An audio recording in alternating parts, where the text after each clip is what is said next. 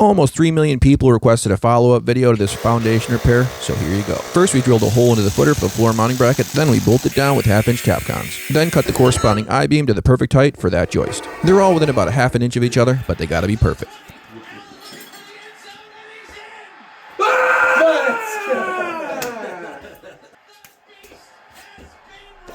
My beautiful wife and lovely niece Nia were actually at this game. Was it Alan? Yeah. Yeah, we were listening to the Bills game on the radio. We were a little depressed until this point. First lead of the game.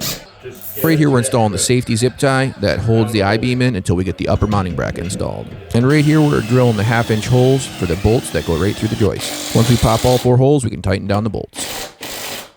Squeezing it pretty good there. Yeah. And just to make sure that the I-beam doesn't move while we're working here, we're going to tighten it down with the adjustment bolt. Now we just got to repeat that process about 15 times.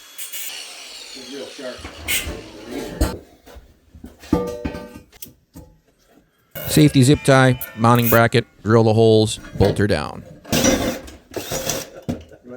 This was the first day of operations. The next day we have quite a bit more help to get things going faster, but we had to figure it out first. We also have to install the angle braces. We were hoping to be able to install more than one brace with one bolt, but that didn't end up working out. What's up with this guy? What are you, nuts? Yep. Stop. So that's a close-up look at one of the completed upper mounting brackets. Now that we have support posts in the most damaged section of the wall, we can start the digging process. Check. One really cool thing that happened is the Middle Eastern neighbor that lived next door brought us out some refreshments. Now, I'm not sure what kind of tea it is, but he said it's from his country, and boy was it good. The digging process continued late into the evening because tomorrow we're planning on pushing this wall back. There goes your phone. I told you, Raph. You don't listen.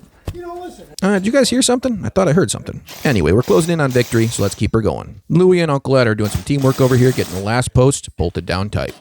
And I said it before, I'm going to say it again, this Gorilla wall brace system is really something special. It's not sponsored, but man, did this system work out great. One other thing we did do was bolt the joists together in the center of the building so they didn't push past each other, as well as mirroring the support posts directly across the house so it didn't push the house sideways and gave something strong to push against. Are we doing quarter turns? Just go nice and slow. The pushing process has begun. If you look closely, you can actually see the cracks slowly closing on the wall. Oh yeah, one other thing I forgot to mention is we did lift up the house just a little bit off the foundation. That took most of the pressure away, making it easy to move the wall. And as you can see, everything came together pretty well, and the wall is almost perfectly straight. It's about 3/4 of an inch out. And that's a pretty far cry from where it started, almost a foot out of plumb. If it looks like it needs it in the future, we'll pour a wall right next to this one. As you can see, we installed drain tile to relieve hydrostatic pressure, which is what caused this whole situation to begin with. That should prevent any further problems.